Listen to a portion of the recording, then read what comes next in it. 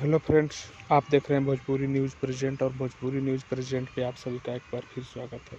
तो दोस्तों, आज के इस वीडियो में हम भोजपुरी इंडस्ट्री के एक नई कंट्रोवर्सी के बारे में बताएंगे।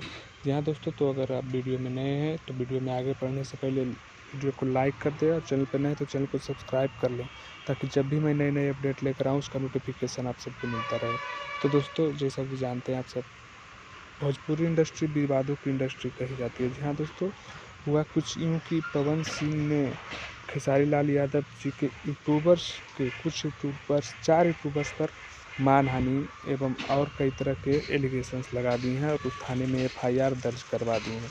जहाँ दोस्तों गाली गलौज मतलब तमाम मामले में। तो दोस्तों, क्या पवन सिंह के यूट्यूबर खेसारी लाल यादव जी को गाली नहीं देते हैं? दोस्तों, ये कहीं से भी सही नहीं है। अगर देखा जाए तो पवन सिंह के यूट्यूबर ही खेसारी लाल यादव जी को ज़्यादा गाली देते हैं। दोस्तों, इस पर 10 करोड़ का आरोप भी लगाया गया है। तो दोस्तों, इसके बारे में आप क्या कहना चाहते हैं, कमेंट करके